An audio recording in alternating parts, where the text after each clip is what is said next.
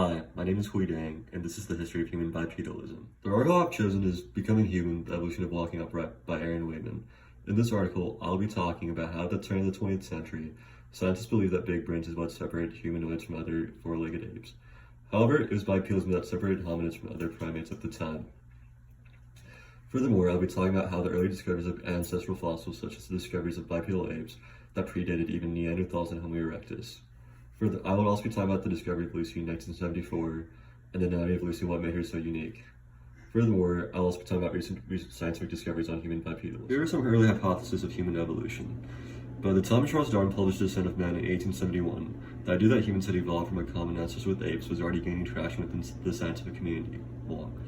The first hominid fossil was found in Asia in 1891 by Dutch anatomist Eugene Dubois on the island of Java, which was thought to be the missing link between apes and humans. The name of this hominid fossil was Pithecanthropus erectus, also known as the Java man. Furthermore, many early scientists believed that the big brains of humans would separate the first hominids from early great apes, but this thinking started to change in the 1920s with the discovery of the Tuong child, Wayman. And in the bottom right is the scientist Eugene Dubois. The Tuong child. Many scholars believe that Europe was a seat of human origin, but an actual ancient hominid turned up in Africa, in 1925, which was the Tuong child who was discovered by Draymond Dart. The Tuong child had a small brain, and many researchers thought that this 3 million-year-old fossil was just an ape. However, a feature that stuck out as human was the foramen magnum, the hole through which the spinal cord leads to the head, was positioned further forward under the skull than an ape's, Wayman. This indicated that the child had its head erect and likely walked upright. Even with this discovery, it would take nearly 20 years for scholars to accept Dart's argument that the Tuong child was of any significance. In the bottom right is the fossil skull of the Tuong child. Further evidence.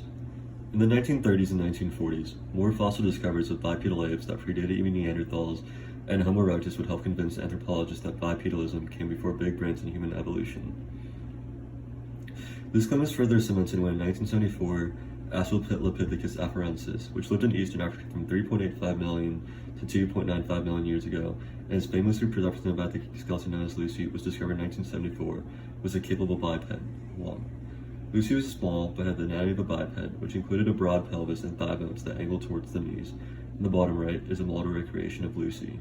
The discovery of Ardipithecus. 20 years after the discovery of Lucy, a new hominin fossil, Australopithecus ramidus, was discovered in 1994 in the Middle Awash region of Ethiopia.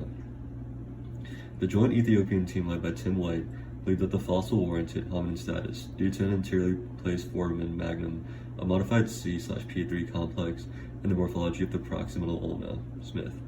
The following year, Smith and his colleagues assigned the species to a new genus, Ardipithecus, discovered in the early 2000s. In more recent decades, anthropologists have determined that bipedalism has very ancient roots. In 2001, French paleoanthropologists and others, Coelhoanthropus tachindus in Chad, which was found to be 7 million years old. Its status as a bipedal organism is based on its placement of its foramen magnum.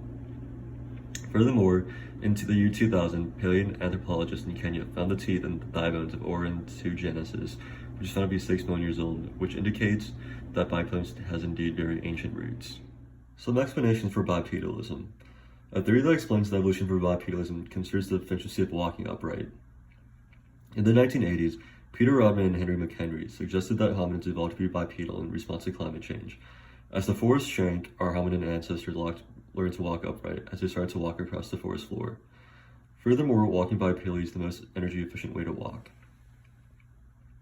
According to research done in 2007, researchers studying chimpanzees on treadmills determined that the chimps required 75% more energy while walking than two-legged humans, Wayman. Evolution of the human pelvis. To start, the human pelvis plays a central role in many biological processes, including bipedal locomotion.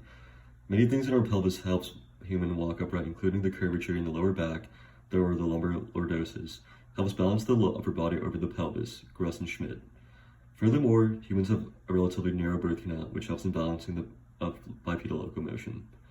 This comes at a cost, since women of our species have a hard time giving birth.